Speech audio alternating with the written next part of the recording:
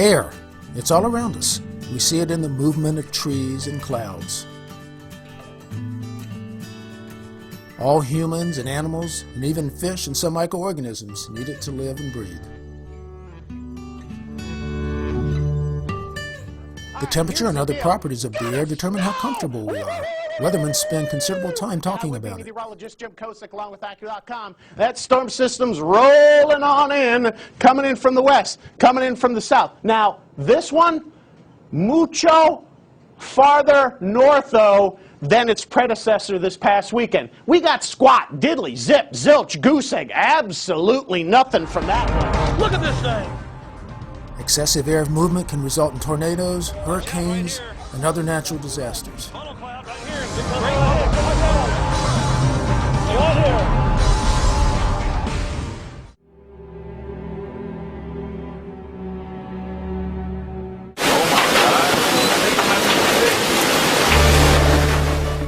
Food scientists are also interested in the properties of air.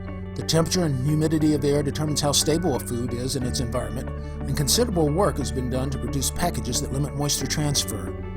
High temperature and humidity can lead to microbial growth on foods or cause crisp foods to turn soggy. Excessively dry air can cause moist foods to dry out and become stale. Air is also used in food processing. During drying, air is heated, then passed across the relatively wet product in order to remove moisture from it. Again, the temperature and humidity of the air determine how well it will take up water from the food. Popcorn must be dried to a particular moisture content to maintain its popping characteristics.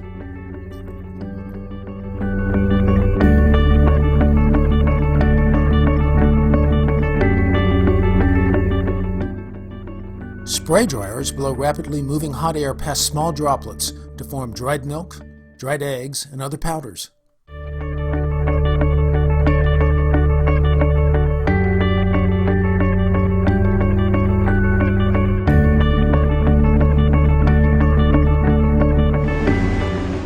High-velocity hot air is used to fluidize and dry many food items that contain small particles.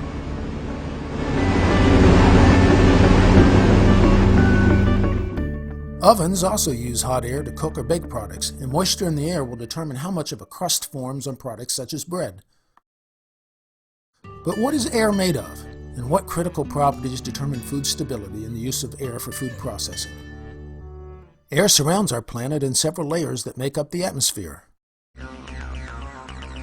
Air is a gas and is made up of several species of small, monoatomic, diatomic, and slightly larger molecules that move rapidly about but do not exert many intermolecular forces on each other.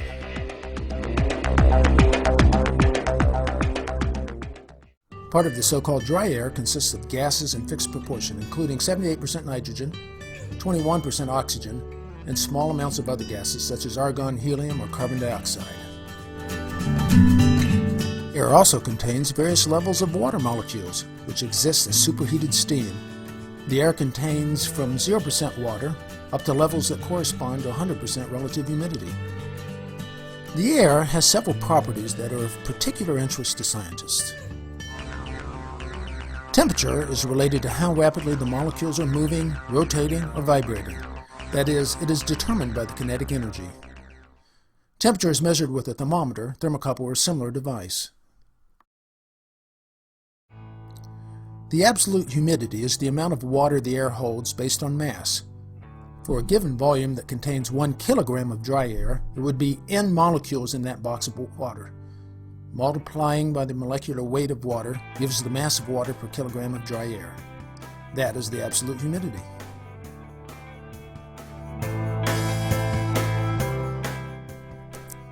Relative humidity measures the concentration of water in the air based on pressures. The water vapor in the air will have a vapor pressure of P.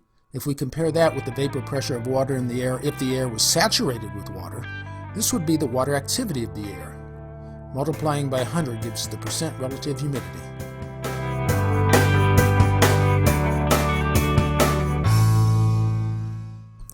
Enthalpy measures the heat content of air and is important when we want to know how much heat we need to raise the temperature of the air.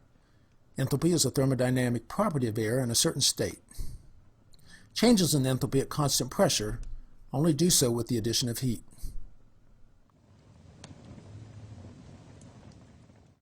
The enthalpy of the air is a snapshot of the kinetic energy and potential energy stored in the molecules and atoms.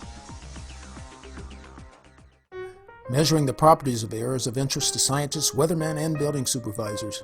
The fundamental tool for doing this is the psychrometer. The psychrometer contains two thermometers, one normal one and one with the bulb surrounded by a wet sock. The sling psychrometer is spun rapidly through the air, typically from 1 to 1.5 minutes. As water evaporates, the wet bulb thermometer cools. Both the dry bulb and wet bulb temperatures are recorded. Here the dry bulb temperature is 34 degrees C and the wet bulb temperature is 10 degrees C. But how does the wet bulb temperature measure humidity? The wet wick surrounding the thermometer has a water activity of 1. That is, the relative humidity near its surface is 100%. The relative humidity of the surrounding air is less, creating a driving force for water to move from the wick to the air. As air moves rapidly past the bulb, it picks up moisture from it. But the heat to evaporate the water in the wick comes from the thermometer, and it begins to cool. The lower the surrounding relative humidity, the more water evaporates, creating a lower wet bulb temperature. Given the dry bulb and wet bulb temperatures, the properties of air are determined from a psychrometric chart.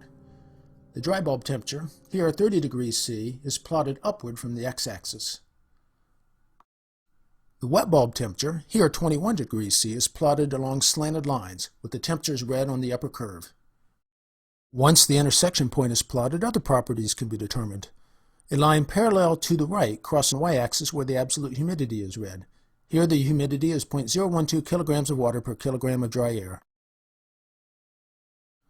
Relative humidity lines are curved from the lower left to the upper right. The uppermost curve corresponds to 100% relative humidity, is 36%.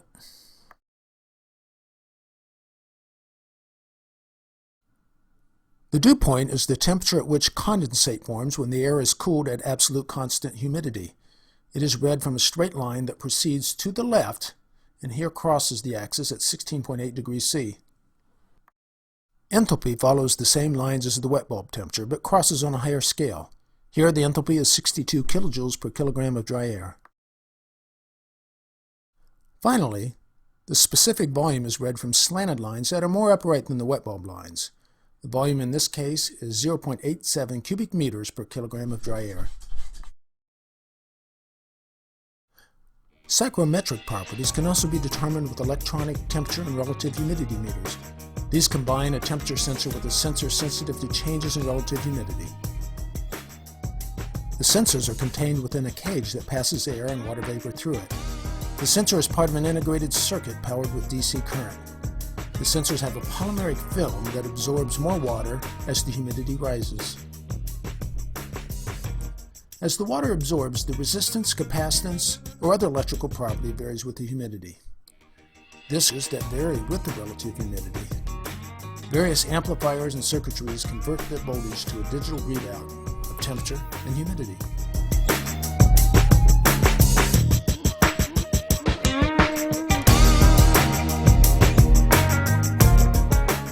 Although handy to use, these devices are often subject to electronic drift. They should be calibrated often with saturated salt solutions.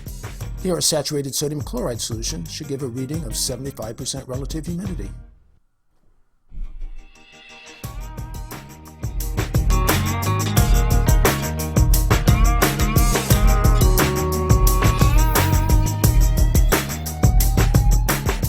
Once the temperature and relative humidity are attained, the psychrometric chart can be used as before to determine other properties. Here, the intersection of the dry bulb temperature and relative humidity determines the starting point.